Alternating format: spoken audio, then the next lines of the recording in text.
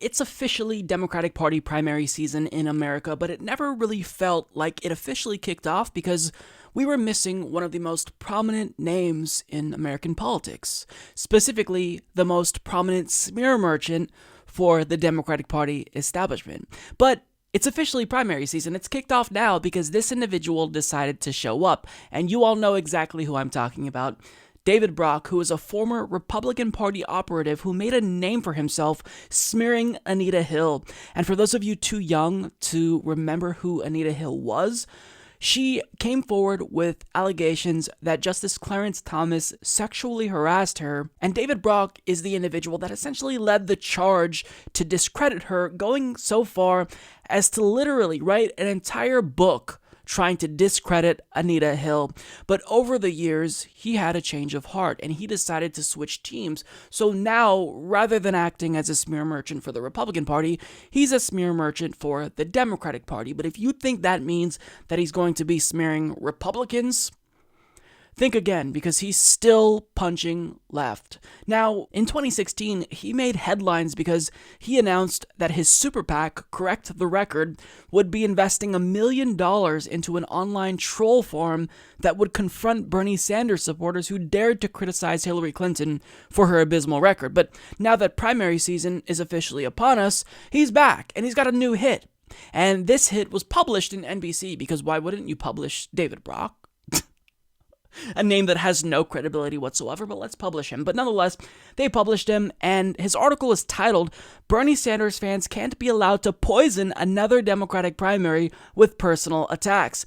Bashing Beto O'Rourke and every other Democrat doesn't help liberals' cause in 2020. It only helps Trump." Now, judging by that title, you know this is going to be a good article. Now, his argument, he really begins by saying that Bernie Sanders' quote, personal attacks against Hillary Clinton, in actuality just digging through her record, but his personal attacks against Hillary Clinton, that's ultimately what led to Hillary Clinton's defeat, because Bernie Sanders, in exposing Hillary Clinton's own abysmal record, really laid the foundation and laid the groundwork for Donald Trump to attack her in 2016. Now, what he doesn't tell you is that these aren't actually personal attacks, and the examples he cites are actually just Hillary Clinton's record. It's almost as if we were, quote, attacking Hillary Clinton because we thought that it wasn't appropriate for a conservative to lead the party that's supposed to be a left-wing party. But nonetheless, he starts out this article with a game where he puts forward a bunch of examples of quotes about Hillary Clinton that are negative, and he tells you to guess who said it. Was it Bernie Sanders or Donald Trump? So I'm a sucker for this type of shit, so I will bite. So let's play the David Brock quiz game show.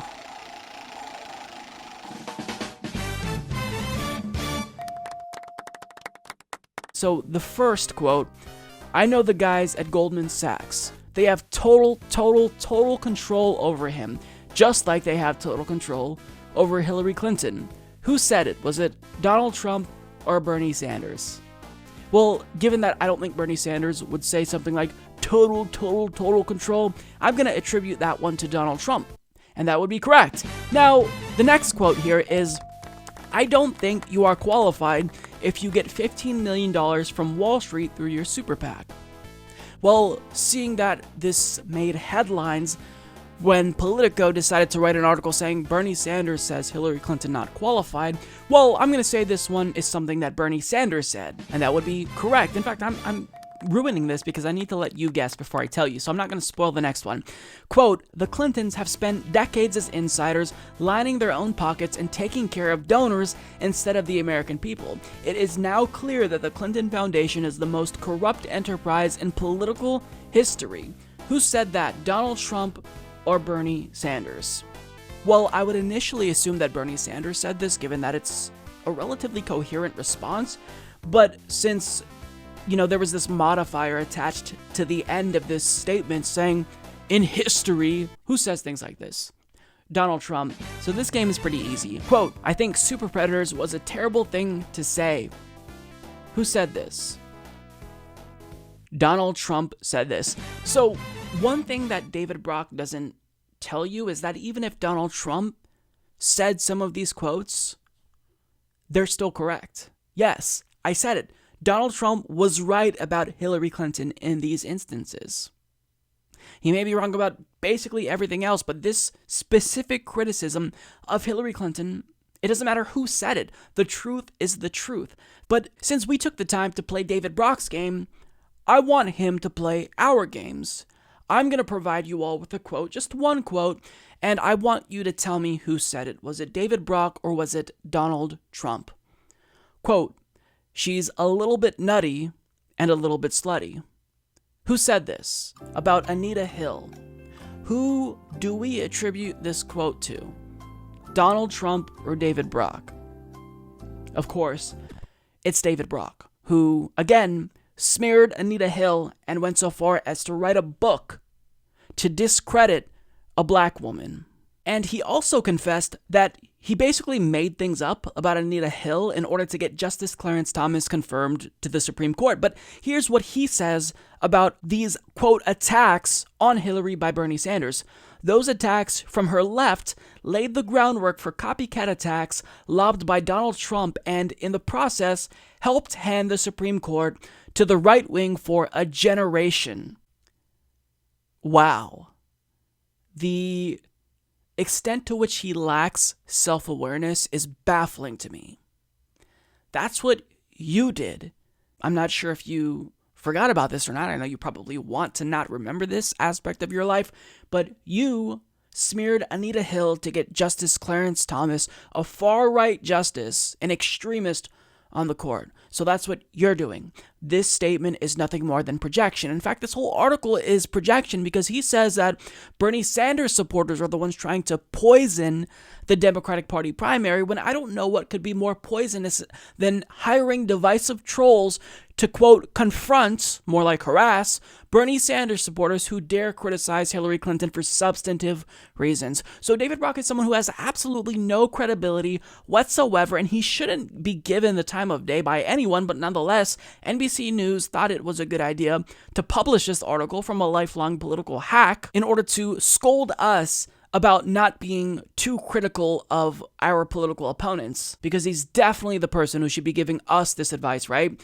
So we shouldn't listen to anything he has to say, but nonetheless, I'm going to go against my better judgment and hear him out, because I think that it's important that we respond to the criticism he's lobbing against us here, because this isn't an attack against Bernie. This is an attack against Bernie Sanders supporters.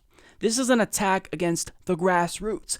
And it's disgusting. It's not as disgusting as his smear of Anita Hill, but certainly he still hasn't changed much. He's still a right-winger. It's just that he is playing for the team that's a little bit less right-wing than the extremist team. So he argues, though the 2018 Democratic presidential primary has only just begun, those same long knives, mostly courtesy of supporters of Sanders' prospective candidacy, are out for outgoing Representative Beto O'Rourke, charging that he is not a true progressive. The reason for these preemptive attacks, which has the markings of a coordinated effort, in a spate of news and opinion articles in a variety of publications, is obvious enough. After losing the Texas Senate race to incumbent Ted Cruz, O'Rourke, nonetheless, has shot to the top in Democratic primary polls since Election Day, overshadowing both Sanders and another left-wing favorite, Senator Elizabeth Warren. Now, I just want to take a moment to stop right there, because we have another elite from the Democratic establishment suggesting that all of these, quote, attacks of Beto O'Rourke must be a coordinated effort. Again, this is projection. This is what they do. They're the ones who coordinate attacks. So I want to get back to his argument here because he has more to say. The real problem for Sanders supporters seems to be that this Kennedy-esque golden boy, as one derided O'Rourke, seems perfectly poised to steal Sanders' thunder among millennials and white liberals with his fresh energy and personal charisma.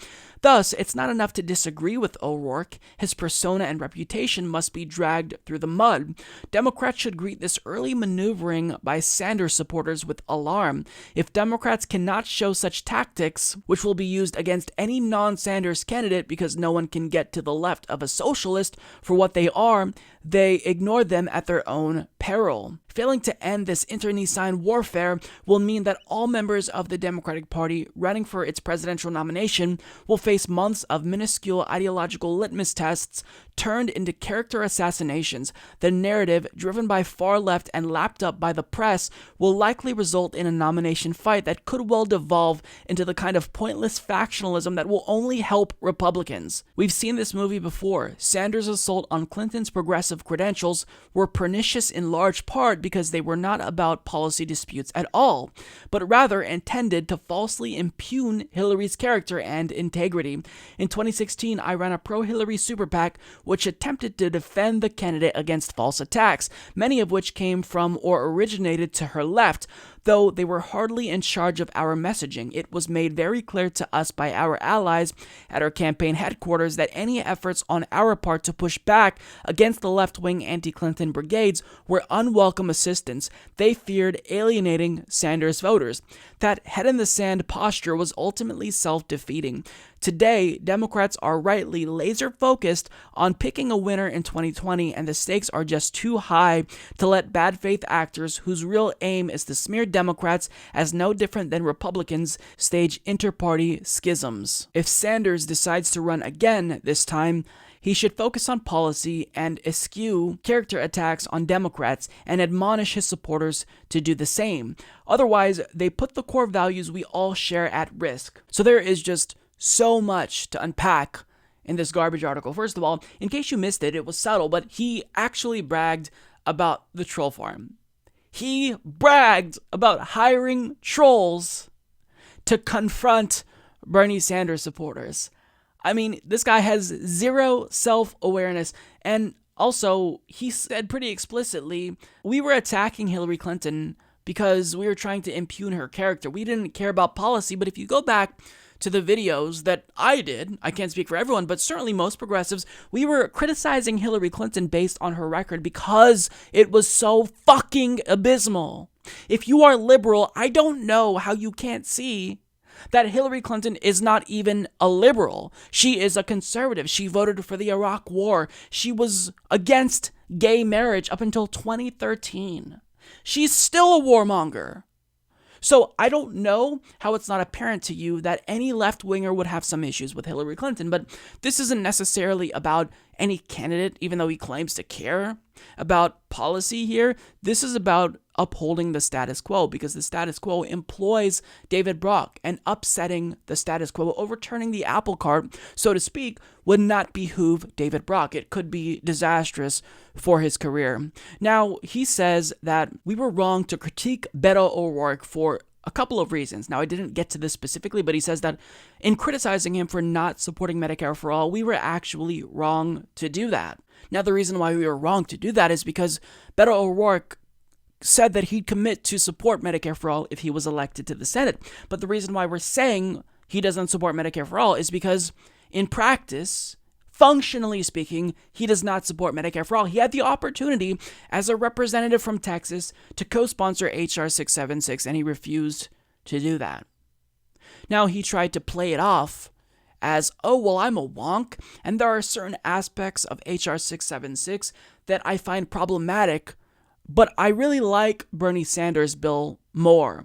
Well, the difference between H.R. 676 and Bernie Sanders' bill aren't actually that large. It's just that Bernie Sanders' bill has a more timed rollout. Like it doesn't just, we don't pass Medicare for All and then the next year it's implemented. Bernie Sanders implements it gradually. And furthermore, if you truly do support Medicare for All, H.R. 676 is considered the gold standard by organizations that actually advocate for Medicare for All. So his reasoning is nothing more than gaslighting. So his supposed support for Medicare for All is disingenuous. We are actually lobbing real criticisms at Beto O'Rourke. We're combing through his record, which is something you do during primary season, and you look at all of the flaws. He teamed up with Republicans on numerous occasions to attack the Consumer Financial Protection Bureau.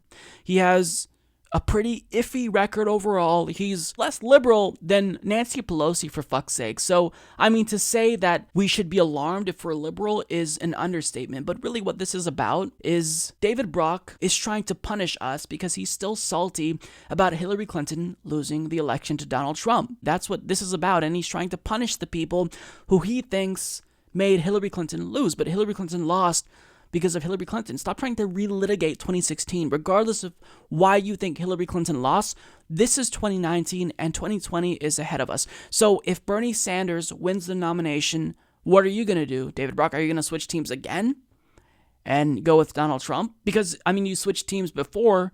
You're still pretty right-wing. So, I mean, are you going to be able to accept that? Or will you, along with other establishment hacks, show your true cards and find some way to rationalize your support for Donald Trump in the event Bernie wins?